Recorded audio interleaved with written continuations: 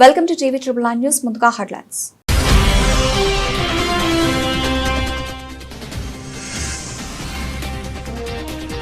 Bricks అనుకూల దేశాలపై 10% అదనపు టారిఫ్లు, మరో బాంబు పేల్చిన ట్రంప్.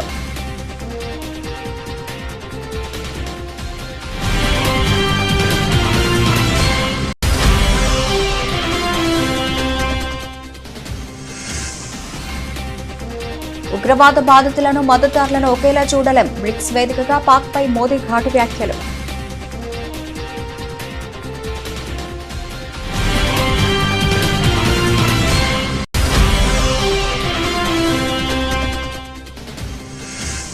ముంబై 26/11 దాడుల కుట్రపై కీలక వివరాలు వెల్లడించిన రాణా.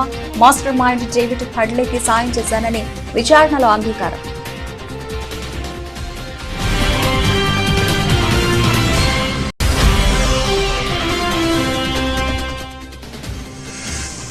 వన మహోత్సవం 2025 కార్యక్రమంలో పాల్గొన్న ముఖ్యమంత్రి రేవంత్ రెడ్డి. ప్రతి ఇంట్లో కనీసం 2 మొక్కలు నాటాలని పిలుపు.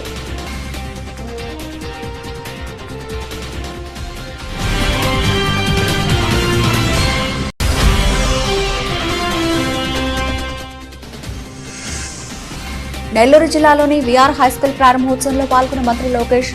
సౌత్ ఇండియాలో ఇన్ని వసతులు ఉన్న స్కూల్ మరొకటి ఉండదేమో అని ప్రశంస.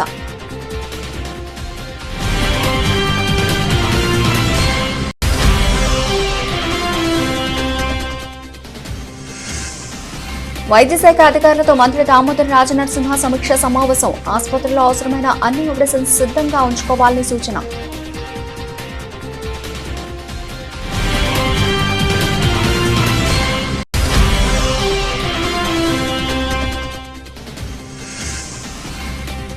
రైతులు ప్రజలను ఇబ్బంది పెడితే వైఎస్ఆర్సీపీ చూస్తూ ఊరుకోదు. మాజీ మంత్రి మేరుగ నాగార్జున హెచ్చరిక.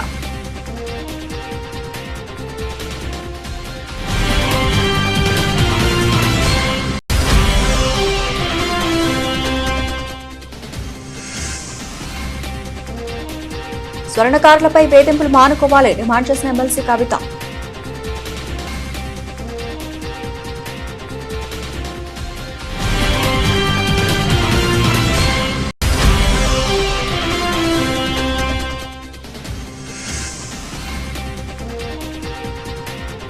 రిషబ్ శెట్టి పుట్టినరోజు సందర్భంగా కాంతారా చాప్టర్ 1 కొత్త పోస్టర్ విడుదల. వీరోచితమైన పవర్ఫుల్ లుక్ తో ఆకట్టుకుంటున్న రిషబ్.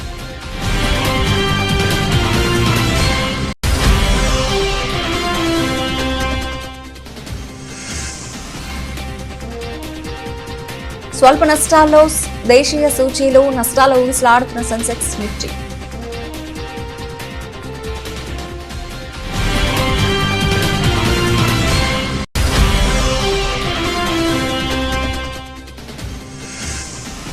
ఇంగ్లాండ్పై భారత్ చారిత్రక విజయం. 336 పరుగుల భారీ తేడాతో గెలుపొందిన టీమిండియా.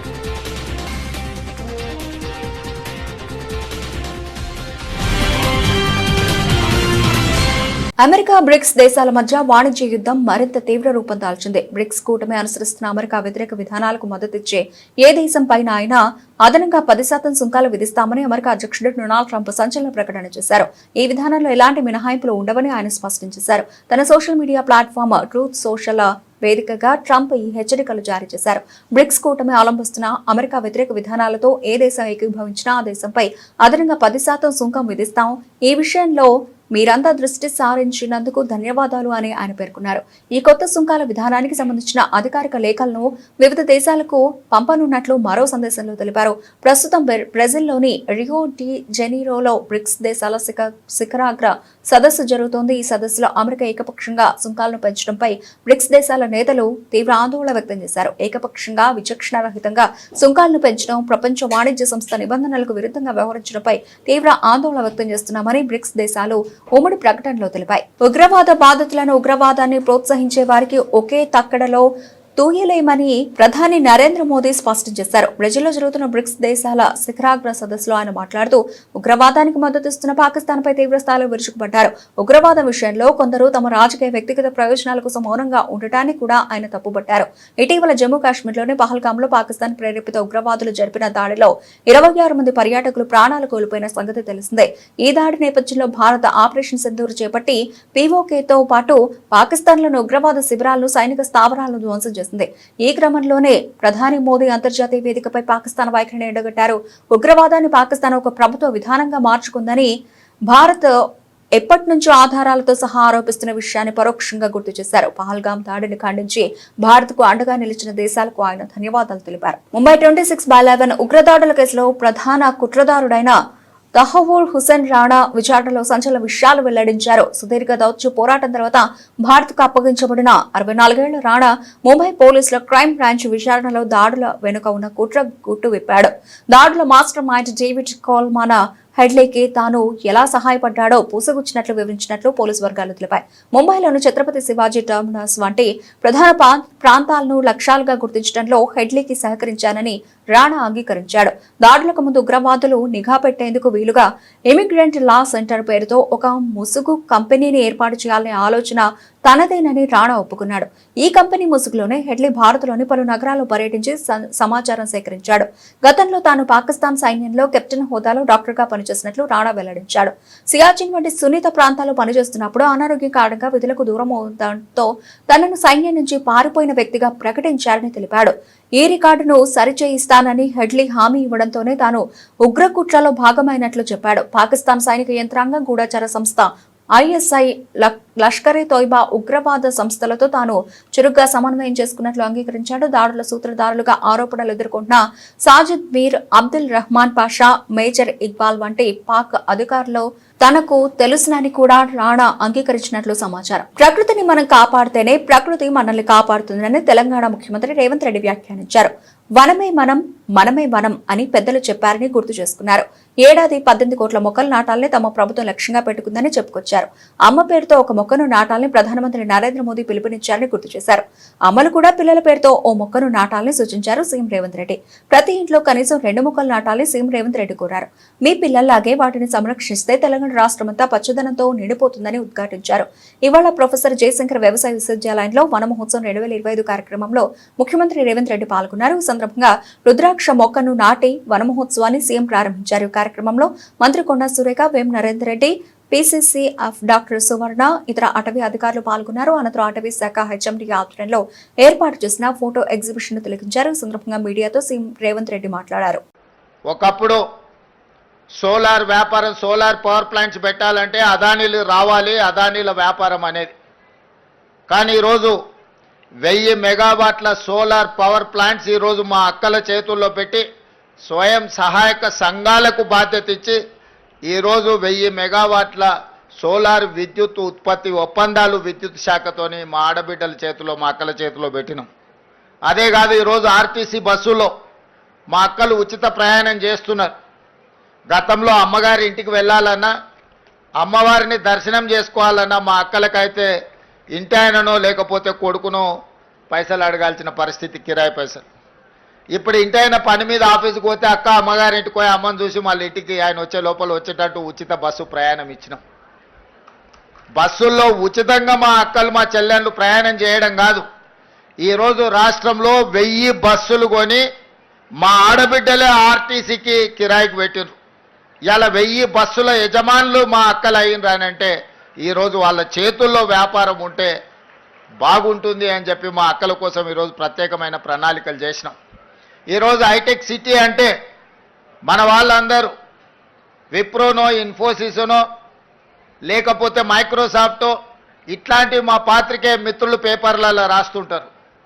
కానీ మా అక్కలకు హైటెక్ సిటీ పక్కన, హైటెక్ సిటీ ఎంతుందో అంత 3.5 ఎకరాలలో కొన్ని 100 కోట్ల రూపాయల స్థలాన్ని వాళ్ళకిచ్చి ఇందిరా మహిళా శక్తి పేరు మీద రాష్ట్రం నలుమూలలో వాళ్ళు ఉత్పత్తి చేసిన వస్తువులను ఈరోజు ప్రపంచ దిగ్గజ కంపెనీలతో పోటీపడి నిర్వహించే విధంగా ఈరోజు మరి మా ఆడబిడ్డలకు ఇచ్చినాం.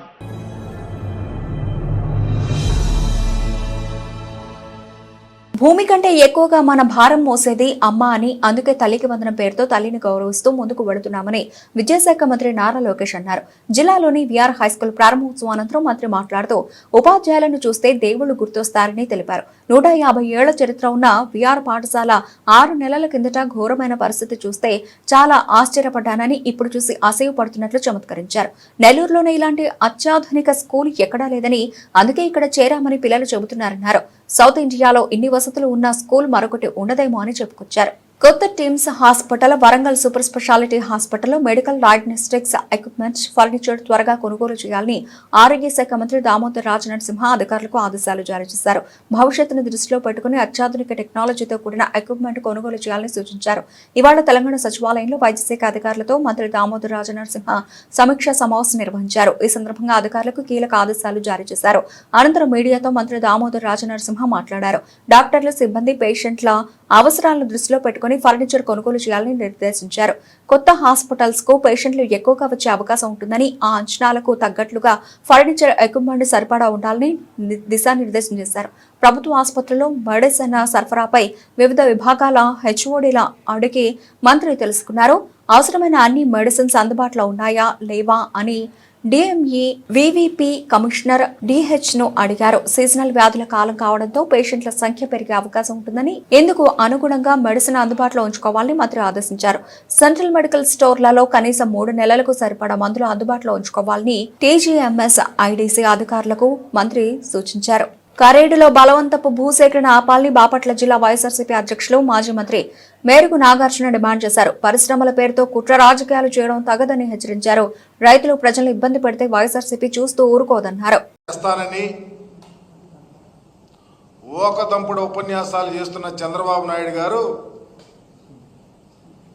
పరిశ్రమలు తేలేకపోగా పరిశ్రమల కోసం కప్పదాట్లేస్తూ పరిశ్రమలతో చంద్రబాబు నాయుడు తన స్వలాభం కోసం గేమ్స్ ఆడుతున్నాడు. ఉదాహరణకి కందుకూరు నియోజకవర్గం ఉలవపాడు మండలం కరేడు గ్రామంలో నెలకొన్న ఉద్రిక్తలకు సమస్యకు చంద్రబాబు నాయుడు ఆడుతున్న గేమే కారణం. ఎందుకంటే పరిశ్రమలు రానికుండా చేయడానికి మరొక పరిశ్రమను పేరు చెప్పి భూసేకరణకు స్టార్ట్ చేశాడు. అసలు పరిశ్రమ ఇదివరకు ఇండో సోలార్ ప్రైవేట్ లిమిటెడ్ కంపెనీకి సోలార్ సంబంధించి వైఎస్ఆర్సీపీ మేము అధికారంలో ఉన్నప్పుడే ఒక జీవో ఇచ్చి 5,148 ఎకరాలు, మరో జీవో అయితే 3,200 ఎకరాలు, దరిదాపు వీటిలో 4,827 ఎకరాలకు నోటిఫికేషన్ కూడా మా ప్రభుత్వంలో ఇచ్చాం. మొత్తం 500 మెగావాట్ల సమీకృత సోలారు ప్లాంట్ని ఏర్పాటు చేయడానికి ఆస్కారం ఉంటుందని ఆశపడ్డాం. రావూరు కానీ చెవూరు అనే 2 గ్రామాల్లో భూమిని అలాట్ చేయాలని అక్కడ రైతులు ప్రజలు ఒప్పుకున్నారు. అసలు ఎక్కడ ఏ ప్రాబ్లం లేదు. దీనికి సంబంధించి దరిదాపు 417 కోట్ల రూపాయలు ప్రభుత్వానికి ఆ కంపెనీ చెల్లించింది కూడా. ఈ కంపెనీ ద్వారా వేల మందికి ఉద్యోగాలు వస్తాయని 2 ఏళ్ల పాటు కష్టపడి ఇన్వెస్టర్లందరినీ సమీకరించి ఒక గాడిలో పడింది. పైలట్ ప్రాజెక్ట్ కోసం కూడా నిర్మాణాలు అన్నీ ప్రారంభమైతే సడన్గా గవర్నమెంట్ మారినాక హఠాత్తుగా దాన్ని ఆపేసి వేరే చోటకు మార్చాలని చెప్పేసి ప్లాన్ చేశారు. దీనిలో మతలబు ఏంటని అడుగుతా ఉన్నా చంద్రబాబు నాయుడు గారిని. నువ్వు పరిశ్రమలు కావాలనుకునేవాడివి, పరిశ్రమలు రావాలనుకునేవాడివి, గత ప్రభుత్వంలో భూమి అలాట్ చేసి నోటిఫికేషన్ ఇచ్చి డబ్బులు అకౌంట్లో గవర్నమెంట్ అకౌంట్లో వేస్తే నువ్వు దాన్ని ఆపి వేరే వారికి ఆ భూమిని ఇవ్వాలని, వీళ్ళని వేరే ప్రాంతానికి తీసుకెళ్లాలంటే నీ ఆలోచన పరిశ్రమ అనేది రావటానికి వీలు లేదనేది తప్ప వేరే ఆలోచన ఉందా? నేను అడుగుతా ఉన్నా చంద్రబాబు నాయుడు గారిని. కరేడు గ్రామంలో దరిదాపు 8,000 ఎకరాలు సేకరిస్తామంటూ నోటిఫికేషన్ జారీ చేయాల్సినటువంటి అవసరం ఎందుకు వచ్చింది? నేను చంద్రబాబు ఏకలవ్య భవన నిర్మాణాన్ని వెంటనే పూర్తి చేయాలని జాగృతి వ్యవస్థాపక అధ్యక్షురాలు ఎమ్మెల్సీ కల్వకుంట్ల కవిత రాష్ట్ర ప్రభుత్వాన్ని డిమాండ్ చేశారు. మాజీ సీఎం కేసీఆర్ మొదలుపెట్టిన ఏకలవ్య భవన నిర్మాణాన్ని పూర్తి చేయలేని పరిస్థితుల్లో ఈ ప్రభుత్వం ఉందని విమర్శించారు. తెలంగాణ ఆదివాసీ ఎరుకల సంఘం రాష్ట్ర అధ్యక్షుడు లోకిని రాజు, ఎరుకల ఉద్యోగుల సంక్షేమ సంఘం రాష్ట్ర కమిటీ సంయుక్త ఆధ్వర్యంలో ట్యాంక్ బండిపై ఉన్న కొమరం భీం విగ్రహం వద్ద ఏకలవ్య జయంతి ఉత్సవాలను నిర్వహించారు. కార్యక్రమానికి కవిత హాజరై ఏకలవ్య చిత్రపటానికి పూలమాలలు వేసి ఘనంగా నివాళులర్పించారు. ఈ సందర్భంగా ఆమె మాట్లాడుతూ తెలంగాణ ఏర్పడిన తర్వాత నాటి సీఎం కేసీఆర్ ఎరుకల కులస్తుల అభివృద్ధి కోసం ఎంపవర్మెంట్ స్కీమ్ ను ప్రవేశపెట్టారని, కానీ కాంగ్రెస్ ప్రభుత్వం ఆ పథకాన్ని తుంగలో తొక్కిందన్నారు. తాను శాసనమండలిలో ఈ అంశాన్ని ప్రభుత్వం దృష్టికి తీసుకెళ్లినా ఎలాంటి చలనం లేదని విమర్శించారు. 50,000 ఎరుకల కుటుంబాలకు 60 కోట్ల రూపాయల మేర లబ్ధి చేకూర్చే పథకాన్ని మెరుగుపరిచి ప్రభుత్వం యథాతథంగా అమలు చేయాలన్నారు. 500 కోట్ల రూపాయలతో ఎరుకల కార్పొరేషన్ ఏర్పాటు చేయాలని డిమాండ్ చేశారు. ఫ్యూచర్ లో ఏకలవ్యుడి విగ్రహాన్ని కూడా మరి ఏర్పాటు చేసుకునే ప్రయత్నం కూడా తప్పకుండా మనందరం కూడా చేద్దామని చెప్పి ఈ సందర్భంగా తెలియజేస్తూ, మరి ఇవాళ భారతదేశ చరిత్ర ఎక్కడ చూసినా ఇప్పటి వరకు కూడా బహుజన వర్గాలకు సంబంధించి ఏ విధంగా అణచివేత ఉందనడానికి ఏకలవ్యుని యొక్క జీవితమే ఉదాహరణ. మరి ఆనాడు గురుభక్తితో ఉండి కేవలం ఒక వ్యక్తే తన గురువుని నమ్మినా సరే ఆ వ్యక్తి కూడా తనను ముందుకు తీసుకొని పోకపోయినా కూడా చరిత్రలో నిలబడిపోయేటటువంటి త్యాగాన్ని చేసినటువంటి ఏకలవ్యుడు నిజంగా మనందరికి కూడా ఒక రకంగా ఆరాధ్య దైవం అవ్వాలి, స్ఫూర్తి ప్రదాత అవ్వాలి. ఆయన కానాడు అన్యాయం జరిగి ఉండవచ్చు గాక, కానీ ఆయన గురుభక్తిని వీడలేదు, సమాజానికి ఒక మంచి తోవని చూపించే ప్రయత్నమే చేసిండ్రు. కానీ ఇప్పుడు మనందరం కూడా ఆయన వారసులుగా, ఆయన బిడ్డలుగా మనకు అన్యాయం జరగకుండా, మన స్థానం రాజకీయంగా మనకు వచ్చే విధంగా, మన స్థానం మనకు ఆర్థికంగా వచ్చే విధంగా, ఉద్యోగ విద్యావకాశాల్లో వచ్చే విధంగా సమాజానికి పాటుపడుతూ తెలంగాణలో అందరం కూడా కలిసి ముందుకు అడుగు వేయాలని చెప్పి ఈ సందర్భంగా పిలుపునిస్తా ఉన్నాను. దానికోసం నా వంతు ప్రయత్నంగా నేను మీ అందరినీ కలుపుకొని పోయి అనేక ఉద్యమాల్లో మనం ఇవాళ పాల్పంచుకుంటా ఉన్నాము. మీరు చెప్పినట్టుగా కేసీఆర్ గారు ఆనాడు కట్టించినటువంటి భవనం ఇవాళ కనీసం పూర్తి చేయలేని పరిస్థితులలో రాష్ట్ర ప్రభుత్వం ఉండడం చాలా దారుణం.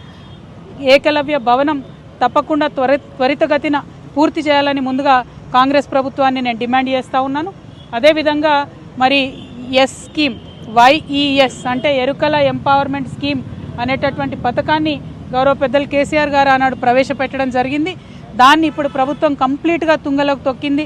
2-3 సార్లు లెజిస్లేటివ్ కౌన్సిల్లో కూడా మీ తరఫున ఈ అంశాన్ని నేను ప్రస్తావించినప్పటికీ కూడా ప్రభుత్వానికి కనీసం చీమగుట్టినట్టుగా లేకపోవడం చాలా దారుణం.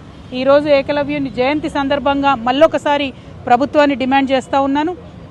ఏదైతే 60 కోట్ల రూపాయలు 50,000 ఎరుకల కుటుంబాలకు లబ్ధి చేకూర్చే విధంగా కేసీఆర్ గారు ఆనాడు ప్రవేశపెట్టినారో ఆ పథకాన్ని యథాతథంగా, లేకపోతే ఇంకొంత మెరుగుపరిచి ఇంకా ఎక్కువ కుటుంబాలను కూడా కలుపుకొని చేసే విధంగా ఇప్పుడున్నటువంటి ప్రభుత్వం వెంటనే ప్రయత్నం ప్రారంభించాలని చెప్పి ముఖ్యమంత్రి గారిని డిమాండ్ చేస్తూ ఉన్నాను. మీరు అన్నట్టుగా ఆనాడు ఎమ్మెల్సీగా కుర్ర సత్యనారాయణ గారికి గౌరవ ముఖ్యమంత్రి గారు కేసీఆర్ గారు ఇచ్చినప్పటికీ మరి గవర్నర్ గారు రిజెక్ట్ చేయడం అన్నది కూడా రాజకీయంగానే జరిగినటువంటి అంశమని నేను భావిస్తూ ఉన్నాను. ఇటువంటి రాజకీయాలకు అతీతంగా మనం ఎరుకల సోదరుల యొక్క రాజకీయ అభివృద్ధి, భక్తులకు నాణ్యతతో కూడిన రుచికరమైన అన్నప్రసాదం అందించాలనే లక్ష్యంతో తిరుమల తిరుపతి దేవస్థానం కీలక నిర్ణయం తీసుకుంది. అన్నప్రసాద కేంద్రాల్లో మధ్యాహ్న భోజన సమయంలో మాత్రమే కాకుండా రాత్రి భోజనంలోనూ భక్తులకు వడలను వడ్డించేందుకు ఏర్పాట్లు చేపట్టింది.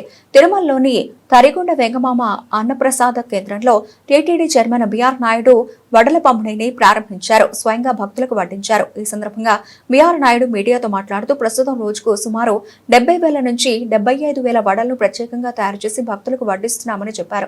భోజన నాణ్యతను మెరుగుపరిచే దిశగా ఈ చర్యలు కొనసాగుతాయని ఆయన పేర్కొన్నారు. రోజు ఉదయం 11 గంటల నుండి రాత్రి 10 గంటల వరకు అన్నప్రసాదంలో భక్తులకు వడలు అందించనున్నారని తెలిపారు. మార్చి 6వ తారీఖు నుంచి మనం ఈ వడలు అనేటువంటిది ఆ పదార్థం ఏదైతే ఉందో దాన్ని భక్తులకి అందజేయడం జరుగుతూ వచ్చింది. కాకపోతే కొన్ని కారణాల వల్ల అది ప్రతిరోజు 40,000 వరకే ఈ వడలు తయారు చేసే అవకాశం ఉండింది. ఇప్పుడు దాన్ని పొద్దున్నే 11 గంటల నుంచి రాత్రి 10:30-11 గంటల వరకు నిత్యం ప్రతిరోజు ప్రతి ఒక్కరికి ఈ వడలు ఈ రోజు నుంచి వడ్డించడం జరుగుతుంది. ఆ సందర్భంగా భక్తులను కూడా చాలామందిని అడిగాం. వాళ్ళందరూ కూడా చాలా హ్యాపీగా ఉన్నారు. వడలతో పాటు అన్ని పదార్థాలు కూడా చాలా చక్కగా బ్రహ్మాండంగా అందరూ 100% సంతృప్తి వ్యక్తం చేస్తున్నారు. ఇక ఇది నిరంతరం ప్రక్రియ కొనసాగుతుంది. ఈ పొద్దున్నే 11 గంటల నుంచి రాత్రి 10:30-11 గంటల వరకు. ఇది ఈరోజు దాన్ని కూడా ప్రారంభిద్దామని వచ్చాము. నథింగ్ స్పెషల్, పాతదే స్కీమ్, ఇది కొత్తదేం కాదు. కాకపోతే మధ్యాహ్నం వరకే పెట్టేవాళ్ళు ఇదివరకు, ఇప్పుడు రాత్రి వరకు కూడా పెట్టాలనేది. ఎందుకంటే కొన్ని కారణాల వల్ల కొన్ని ప్రొవిజన్స్ అయితే ఏముంది, లేకపోతే ఈ వర్కర్స్ వీళ్ళందరినీ సమకూర్చుకోవటంలో కొంత లేట్ అయింది. అదే ఈ రోజు నుంచి ఫుల్ ఫ్లెడ్జ్డ్గా పంపిస్తామని చెప్పేసి అందరికీ తెలియజేస్తున్నాం. భక్తులందరూ కూడా ఈ అవకాశాన్ని వినియోగించుకోవాలని చెప్పేసి మనస్ఫూర్తిగా కోరుతున్నాం.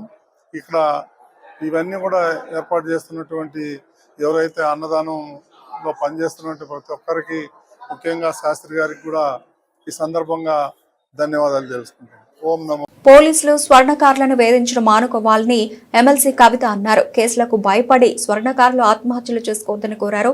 బంగారం వృత్తి చేసుకునే వారికి సర్కారు రుణాలు ఇవ్వాలని, కార్పొరేట్ సంస్థలతో పోటీ పడేలా విశ్వకర్మలకు చేయూతనివ్వాలని డిమాండ్ చేశారు. ప్రధానంగా స్వర్ణకార వృత్తిలో ఉన్నటువంటి అనేక మంది ఆత్మహత్యలకు సంబంధించినటువంటి అంశాలు ఈ మధ్య పత్రికలలో, టీవీ ఛానల్లో చూసి చాలా బాధపడుతూ వచ్చాము. వాస్తవానికి విశ్వకర్మలందరూ వారి చేతి వృత్తులన్నీ కూడా తెలంగాణకే కాదు యావత్ భారతదేశానికి ఊపిరిపోసినటువంటి వృత్తి పనులు ఇవన్నీ కూడా.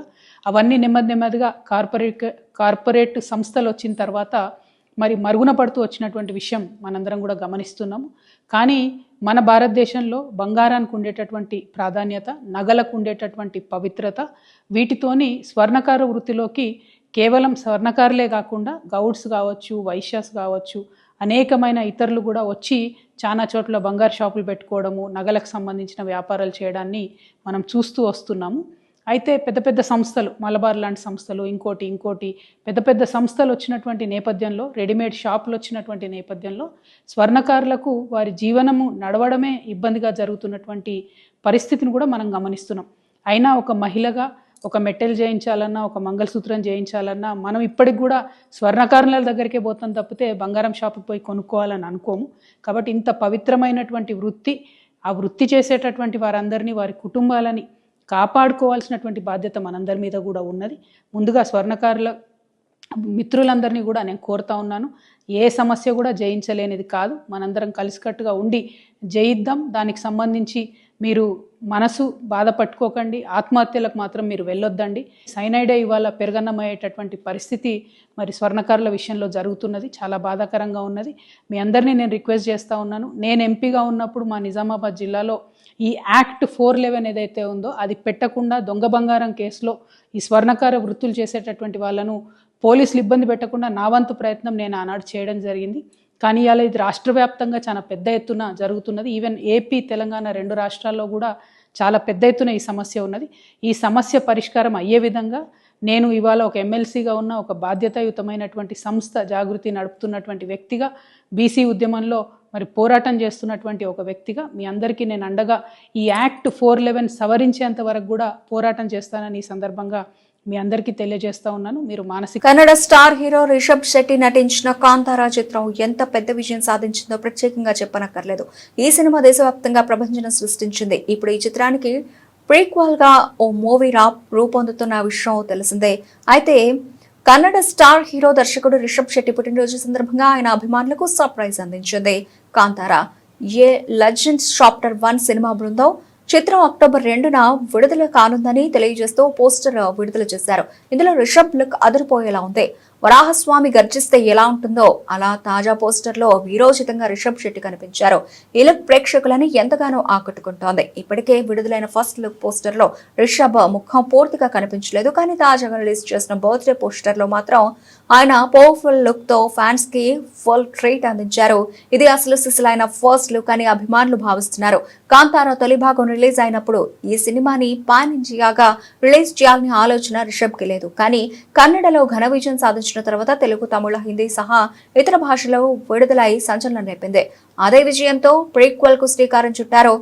హోమలే ఫిల్మ్స్ నిర్మిస్తూ ఉన్న ఈ చిత్రం అక్టోబర్ 2న విడుదల కానుంది. బ్రిక్స్ అమెరికా విధానాలను వ్యతిరేకించే దేశాలన్నింటిపైన 10% సుంకం విధిస్తామని డొనాల్డ్ ట్రంప్ హెచ్చరించడంతో రూపాయి విలువ కాస్త క్షీణించింది. ఆ ప్రభావంతో దేశీయ సూచీలు ఈ వారాన్ని స్వల్ప నష్టాలతో ప్రారంభించాయి. ఆసియా మార్కెట్లు కూడా నష్టాల్లోనే కదులుతున్నాయి. ప్రస్తుతం సెన్సెక్స్, నిఫ్టీ స్వల్ప నష్టాల్లో ఊగిసలాడుతున్నాయి. గత శుక్రవారం ముగింపుతో పోల్చుకుంటే సోమవారం ఉదయం ఫ్లాట్ గా మొదలైన సెన్సెక్స్ ఆ తర్వాత లాభ నష్టాలతో దోబూచులాడుతోంది. ఒక దశలో 200 పాయింట్లకు పైగా కోల్పోయి 83,262 వద్ద కనిష్టానికి తాకింది. అయితే ప్రస్తుతం కాస్త కోలుకుంది. ప్రస్తుతం ఉదయం 10:30 సమయంలో సెన్సెక్స్ 84 పాయింట్ల నష్టంతో 83,348 వద్ద కొనసాగుతోంది. మరోవైపు నిఫ్టీ కూడా సెన్సెక్స్ బాటలోనే సాగుతోంది. ప్రస్తుతానికి 25 పాయింట్ల నష్టంతో 25,435 వద్ద కొనసాగుతోంది. సెన్సెక్స్ లో Godrej consumer, Dabur India, IIFL, పెట్రోనాట్, LNG, Trent షేర్లు లాభాల్లో ఉన్నాయి. Indus towers, Jubilant foods, Bharat electronics, Bharat dynamics, eternal షేర్లు నష్టాల బాటలో కొనసాగుతున్నాయి. నిఫ్టీ మిడ్ క్యాప్ ఇండెక్స్ 3 పాయింట్ల స్వల్ప లాభంలో ఉంది. బ్యాంక్ నిఫ్టీ 123 పాయింట్ల నష్టంతో కొనసాగుతుంది. డాలర్తో పోల్చుకుంటే రూపాయి మారక విలువ 85.70గా ఉంది. పేసర్ ఆకాష్ దీప్ నిప్పులు చెరిగే బంతులతో చెలరేగడంతో ఇంగ్లాండ్తో జరిగిన రెండో టెస్టులో భారత్ చారిత్రక విజయాన్ని నమోదు చేసింది. బర్మింగ్హామ్లోని ఎడ్జ్బాస్టన్ మైదానంలో ఏకంగా 336 పరుగుల భారీ తేడాతో ఇంగ్లాండ్ చిత్తు చేసి 58 ఏళ్ల నిరీక్షణకు ఘనంగా తెరదించింది. ఈ మైదానంలో టెస్టు గెలవలేదన్న అపప్రదను టీమిండియా చెరిపివేసుకుంది. ఎడ్జ్బాస్టన్ మైదానంలో టెస్ట్ క్రికెట్ చరిత్రలో భారత్ కు ఇదే మొట్టమొదటి విజయం కావడం విశేషం. గత 58 ఏళ్లుగా ఈ గడ్డపై గెలుపు కోసం ఎదురుచూస్తున్న నిరీక్షణకు ఈ విజయంతో తెరపడింది. ఈ సిరీస్ లో తొలి టెస్ట్ లో ఓటమి పాలైన భారత్ ఈ గెలుపుతో బలంగా పుంజుకుంది. 608 పరుగుల భారీ లక్ష్య ఛేదనకు దిగిన ఇంగ్లాండ్ భారత బౌలర్ల ధాటికి నిలవలేకపోయింది. ముఖ్యంగా యువ పేసర్ ఆకాష్ దీప్ నిప్పులు చెరిగే బంతులతో ఇంగ్లీష్ బ్యాటింగ్ ఆర్డర్ ను కుప్పకూల్చాడు. రెండో ఇన్నింగ్స్ లో 99 పరుగులు ఇచ్చి 6 వికెట్లు పడగొట్టి జట్టు విజయంలో కీలక పాత్ర పోషించాడు. మొత్తం మీద ఆకాష్ దీప్ ఈ మ్యాచ్ లో 10 వికెట్లు పడగొట్టాడు. ఆకాష్ దీప్ తొలి ఇన్నింగ్స్ లో 4 వికెట్లు తీయడం తెలిసిందే. ఇంగ్లాండ్ జట్టులో వికెట్ కీపర్ జెమిస్ స్మిత్ ఒంటరి పోరాటం చేసినప్పటికీ మిగతా బ్యాటర్లు విఫలమవడంతో ఆ జట్టు 68.1 ఓవర్లలో 271 పరుగులకే ఆల్అౌట్ అయింది. తొలి టెస్ట్ ఓటమి తర్వాత కీలక బౌలర్ బూమ్రా లేకుండానే ఎంతటి చారిత్రక విజయం సాధించడం గిల్ సేన ఆత్మవిశ్వాసాన్ని రెట్టింపు చేసింది. ఇక కెప్టెన్ గా గిల్ కు ఇదే తొలి విజయం కావడం విశేషం. ఇరు జట్ల మధ్య మూడో టెస్ట్ జూలై 10 నుంచి లండన్ లోని ప్రఖ్యాత లార్డ్స్ మైదానంలో జరగనుంది. బులెటిన్ ముగించే ముందు హెడ్లైన్స్ మరోసారి.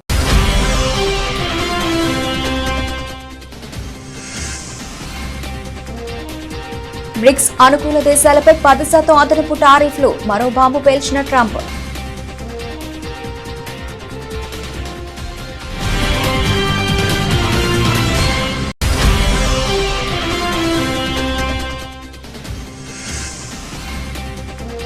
ఉగ్రవాద బాధితులను, మద్దతుదారులను ఒకేలా చూడలేం. బ్రిక్స్ వేదికగా పాక్ పై మోదీ ఘాటు వ్యాఖ్యలు.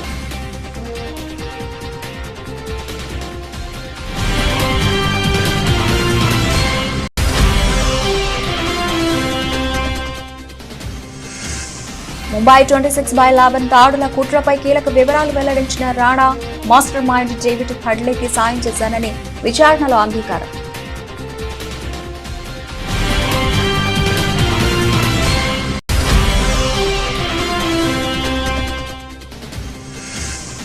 వన మహోత్సవం 2025 కార్యక్రమంలో పాల్గొన్న ముఖ్యమంత్రి రేవంత్ రెడ్డి. ప్రతి ఇంట్లో కనీసం 2 మొక్కలు నాటాలని పిలుపు.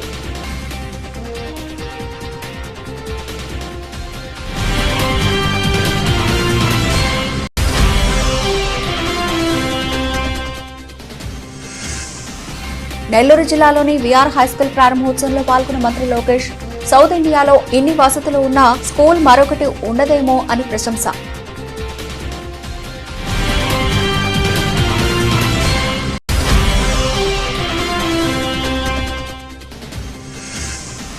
వైద్య శాఖ అధికారులతో మంత్రి దామోదర్ రాజనరసింహ సమీక్ష సమావేశం. ఆసుపత్రిలో అవసరమైన అన్ని మెడిసిన్స్ సిద్ధంగా ఉంచుకోవాలని సూచన.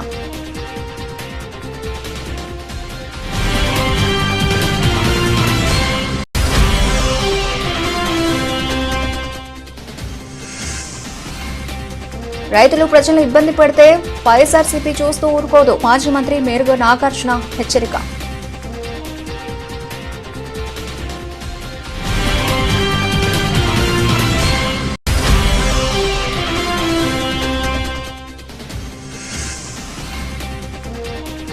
స్వర్ణకారులపై వేధింపులు మానుకోవాలి డిమాండ్ చేసిన ఎమ్మెల్సీ కవిత.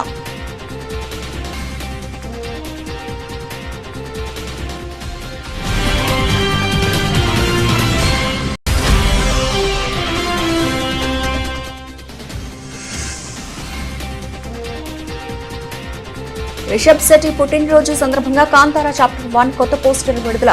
వీరోచితమైన పవర్ఫుల్ లుక్ తో ఆకట్టుకుంటున్న రిషబ్.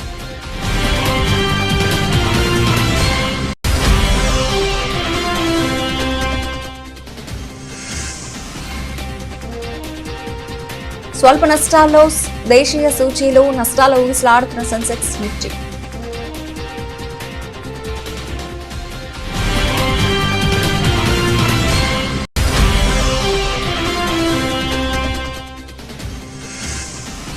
ఇంగ్లాండ్పై భారత్ చారిత్రక విజయం. 336 పరుగుల భారీ తేడాతో గెలుపొందిన టీమిండియా.